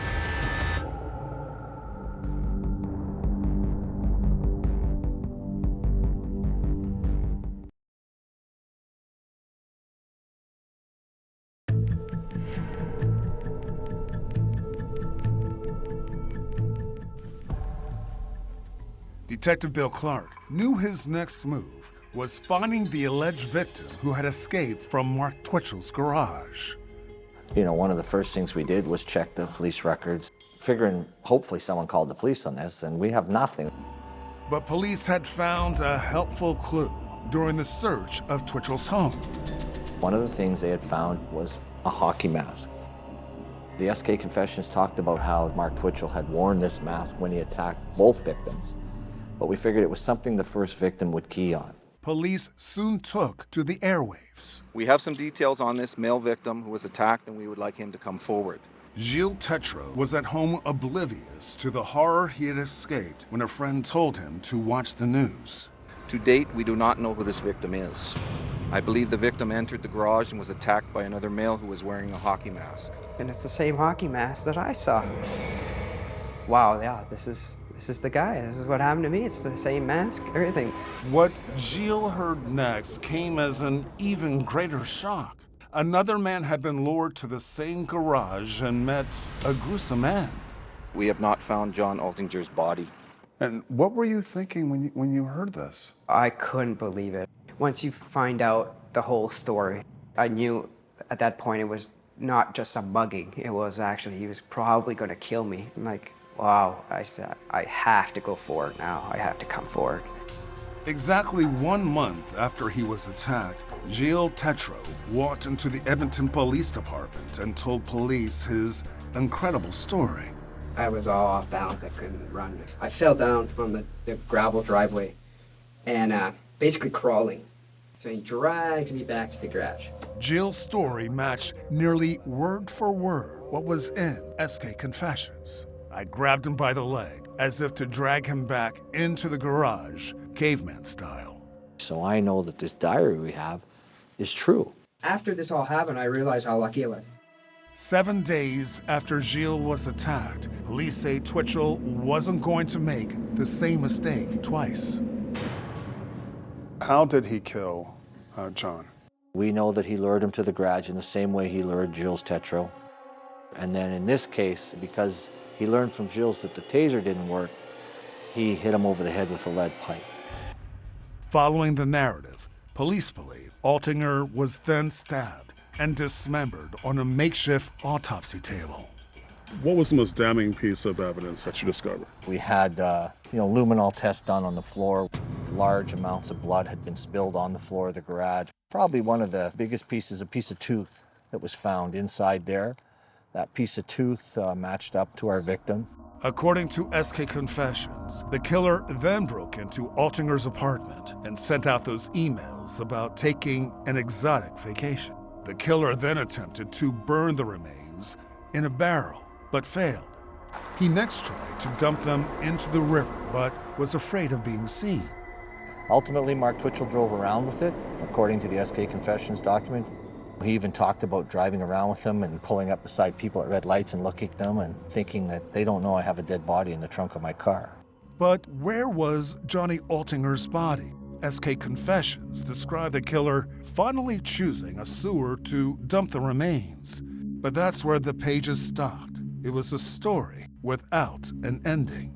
In any homicide investigation, you obviously want to bring closure to the family. So not only do you want to make that phone call saying, we got the guy that did this to your loved one, but in this case, we wanted to say to him, look, we found Johnny. Detective Clark hoped Twitchell would provide the final chapter. I'm going to get the car ready. We're going to take a drive. You guys were driving around and there was a camera trained on him in the back of the police car. Tell me about that. When you read all the experts' books about these type of individuals, is they tend to like the media attention. So we thought, well, maybe if we drive him around and we'll put a camera on him, maybe we'll just take him to places. Because we had no idea where Johnny's remains were at that time. So in order to finish the movie, we find the body, take it back to the people. Family. Done. Movie's over. You can write it all down. Detective Clark was relentless, taking Twitchell on a tour of his old neighborhood. And we first drove to his parents' house where he had been staying. We actually demanded that he tell us. He wouldn't. Look familiar, Mark? Are we parked right on top of the sewer where you dumped the body? Next stop, the scene of the crime. So here we are, back at the killing garage, the Dexter garage. Bring back any memories? You want to tell us where the body is now? We'll get this over with. But Twitchell remained silent. So police kept searching on their own, looking in sewer after sewer. So all these manhole covers were pulled off in this alley. So anytime I'd see one, I always had my flashlight with me and would get out and actually take a look. Weeks, then months passed, and still no luck. Then a year and a half after Johnny Altinger disappeared, Twitchell, while awaiting trial, broke his silence and gave the police a map. Just up here on the left, it's about a block south of his parents' house. Investigators followed it to an alleyway just a half block away from where they had stopped the search. And he had marked an X. X marks the spot. It took us right to this sewer cover here. We could see what looked like pieces of human torso down there.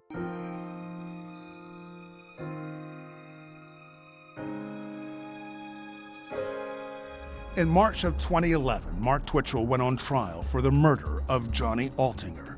Prosecutors called Jill Tetreault to testify and to prove that what Twitchell described in SK Confessions was not a work of fiction, but an account of what had actually happened. I wasn't really afraid of him at that time. I knew he couldn't hurt me anymore. The only witness the defense called was Mark Twitchell, and he had one unbelievable tale to tell. Steve Lillebuen, a college professor and an investigative journalist, was covering the trial for the Edmonton Journal and went on to write a book, The Devil's Cinema, about the case. Mark Twitchell testified that this was all a big misunderstanding and he had killed Johnny in self-defense. Twitchell claimed that Altinger's death was nothing more than a publicity stunt gone horribly awry. He said he intended to let both men go so they would create a buzz for his film by telling people that this had actually happened to them. But he claimed Altinger became enraged at being tricked, and he accidentally killed him in self-defense. He blames Johnny, saying it was Johnny's reaction to his attempt at this promotion is what happened. In the end, the jury took just 5 hours to find Mark Twitchell guilty. He was sentenced to 25 years to life. But for Lillebuen, there were still so many questions. So the motive is the mystery. The why did he do this? What is Mark Twitchell's psyche? What led to this happening?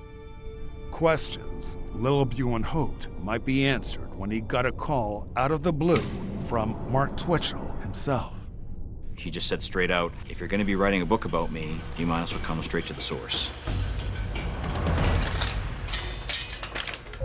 What do you think Mark Twitchell's motive was? See the evidence presented at trial and more at 48hours.com.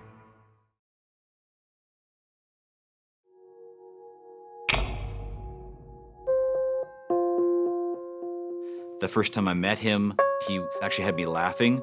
He's very charismatic. Mark Twitchell was nothing like author Steve Lillebuen expected.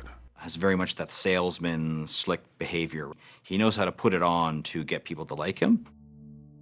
Twitchell began writing to Lillebuen before he was even convicted in 2011. Over the course of almost 3 years, they exchanged dozens of letters. I learned really quickly that he preferred to talk through writing. These weren't ramblings of a crazy man. There was actually some substance in these letters. Yes, absolutely. So he's not crazy. He is lucid.